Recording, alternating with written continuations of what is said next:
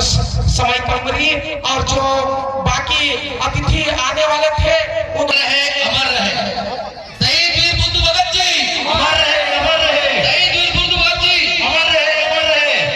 उनका एक नारा था, जीतते कब है जब लड़ते हैं, लड़ेंगे जीतेंगे। अगर ऐसे बैठे रहेंगे तो कुछ नहीं। जिनके स्मरण में बैठे हो, उसने अपने छोटे से जीवन में समाज को जगा दिया। लड़ेंगे जीतेंगे। अमर शहीद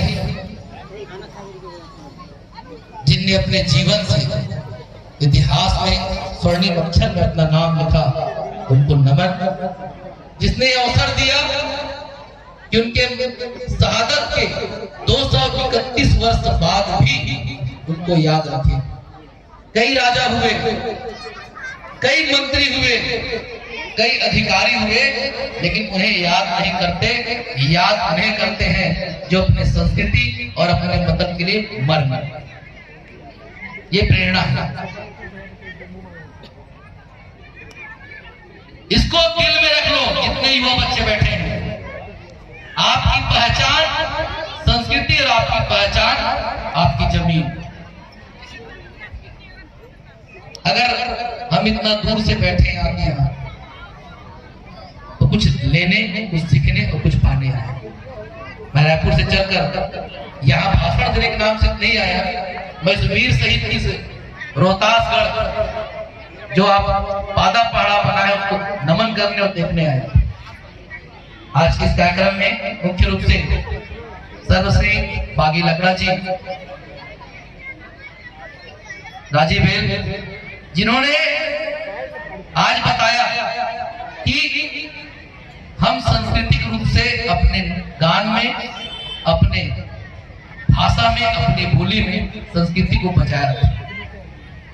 आदरणीय सुख प्रधान जी, राजी कहतो, आदरणीय राजीव दीवान जी, श्री राजेंद्र भगत जी, तिलक राम जी, गिरिजन रगड़ा जी, मोहन जी, मंगल राम उराव जी, दत्त कुमार जी, सत्यम टोपो जी और इस कार्यक्रम के संयोजक जो विगत कई वर्षों से एक सजाने का प्रयास कर रहे हैं, आदरणीय हमारे प्रदेश के उपाध्यक्ष और पादा पहाड़ा के राजी कहतो परशुराम भगत। किसी शहीद को लिए बोलना ऐसा ही है कि वो सूरज को दीपक दिखाने का समय होता है, लेकिन हम लोग भी बोलते हैं, इसलिए बोलते हैं कि उस चीज को याद कर सके कि इतने साल बाद भी तुम क्यों याद कर। इतिहास ही हमें एक दर्पण रूप में बताता है, इसलिए जानना जरूरी है। 18 फरवरी 1972 रांची के चारों, उस समय अगर देखा जाए तो भारत में मध्य भारत एक रहा होगा, इसी प्रदेश का उसी प्रदेश का मध्य रहेंगे, वहां उनका जन्म हुआ। छोटे से जीवन में उन्होंने लगातार मुगल के बाद अंग्रेजों का जो आतंक हमारे सांस्कृतिक रूप से हुआ, क्योंकि उसको हम बर्दाश्त नहीं कर सकते, उसके खिलाफ उन्होंने स्वयं कोयल नदी के पास धनुर्विद्या और परंपरागत शैक्षणिक देते हुए लड़का आंदोलन, फिर बाद में जाओ भगत जी के साथ मिलकर जो कोल विद्रोह किया, जो इतिहास में स्वर्णिम अक्षर लिखा गया। आपने के लिए लड़ा, 300 लोग गोली खा के मर गए। बुद्धू भगत जी विवाद में शहादत हुई। आज शहादत को 231 साल बाद याद लोग करते आए, तो हम सब करते हैं। हमारी रियासतें हैं, उस समय सशक्त बनी थी, उसके बाद संविधान जब लिखा गया उसमें अधिकार दिया। संविधान में लिखी बात ठीक नहीं है तो कुछ लोग बोलते हैं। और 1800 से हमारा इतिहास और संविधान बन चुके, पूर्ण अधिकार था। आज के समय में लोकसभा, राज्यसभा, विधानसभा, सरकारी अपने डिपार्टमेंट इतना अच्छे तरीके से आदिवासियों को चरित्र चित्रण करते हैं कि हमारा खुद का बच्चा टीवी में अगर आधे कपड़े में आदमी नाचता है तो बोलते पापा देखो आदिवासी। ये हमारी पहचान है। मैं राष्ट्रीय जनजाति आयोग में जहां कुमार साय जी आरएम चेयरमैन है, वहां APS बनने का अवसर मिला था। वहां IAS रैंक का IPS रैंक का अधिकारी किसी वकील के लिए कहा, वो परिभाषा दिया।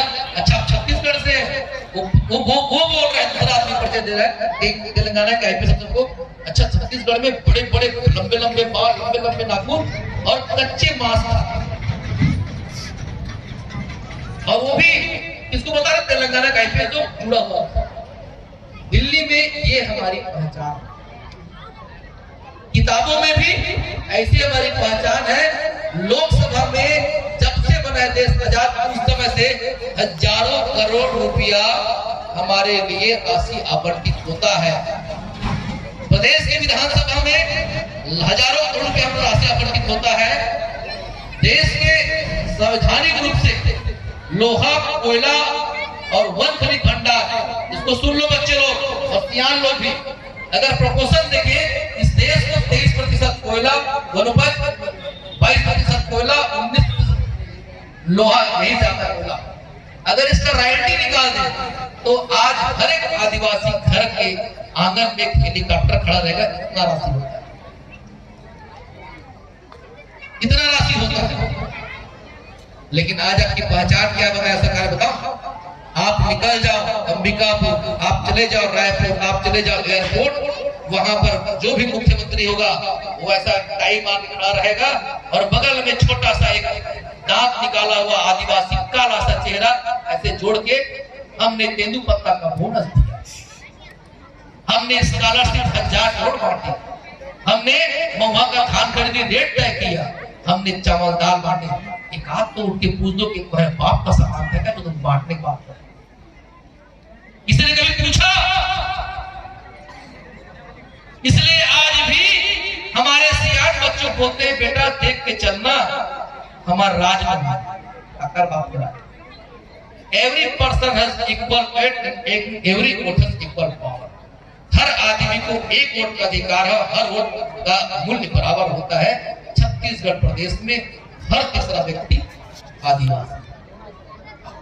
इस प्रदेश का 60% क्षेत्रफल, 60.9% एरिया शेड्यूल्ड है। कब से? 1935, देश के आजादी से पहले, इसको याद रखना। जहां का प्रशासन कौन देखेगा? ये करेगा।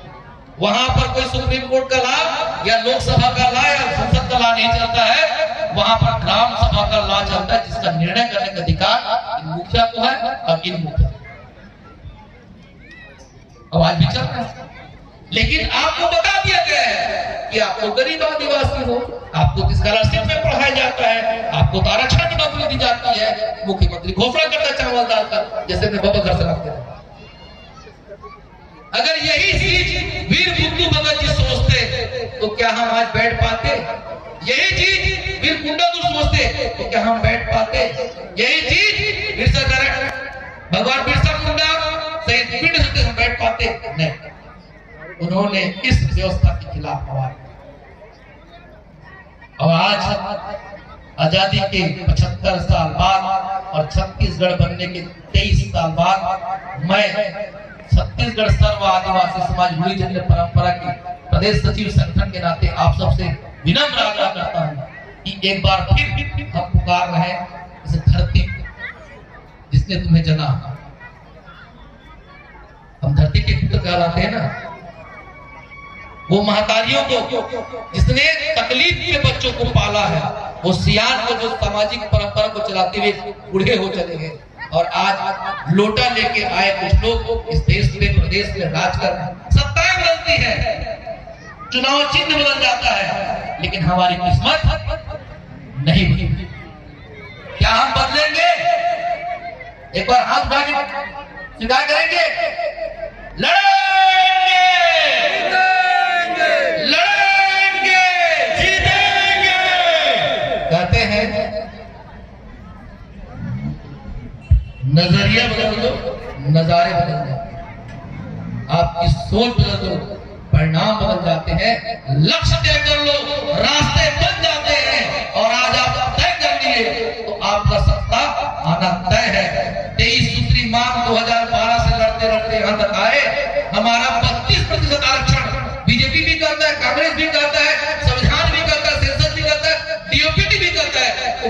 क्यों मिल रहा है, वो 12% कहाँ गया, आपका हक का कहाँ गया, पूछना पड़ेगा विधायक मंत्री से जब अगली बार चुनाव में हाथ जोड़ के आए। पूछना पड़ेगा कि 32 विधायक को 5 सांसदों, आज तक लोकसभा विधानसभा में एक प्रश्न क्यों उठाया कि 32% आरक्षण 20 कैसे हो। सिलगेर से लेकर ताड़मेट तक कांड, जिसपे सीना ठोके था सरकार ने कि हमने नक्सली की मांग में नक्सली मार गिराया, बाद में रिपोर्ट आता है कि बेगुनाह निरीह आदिवासियों को गोली से भून दिया गया। आया ना रिपोर्ट, आज तक कोई कार्रवाई क्यों नहीं हुआ। अब ये बीजेपी कभी कांग्रेस बोल बोल के हम गुमराह, 8000 लोग बेगुनाह आदिवासी जेल में बंद है, कोई सुनवाई नहीं, या फिर हमारे अधिकार को हम लेकर रहे। अब इस मंच से तय करो, कोई और जगह नहीं मिलेगा आपको। और हमने भानु प्रतापपुर में कोशिश की कि दिवंगत मनोज मंडावी जी ने अपने अंतिम बार सामाजिक सभा में कहा कि आज एक नई उम्मीद के साथ हम आशा करते हैं कि नया रहेगा और हम अपनी आवाज को, हमारी आवाज कोई नहीं ले जाएगा, हमें अपनी आवाज यहीं से भेजना पड़ेगा, यहीं से भेजना पड़ेगा और यहीं से भेजना पड़ेगा। तब तो कर रहा है